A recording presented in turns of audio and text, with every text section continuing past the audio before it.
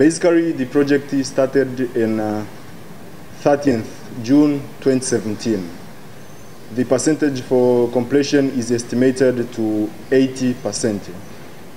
Since the start of the project in June 2017, the project has employed estimated 900 local workers.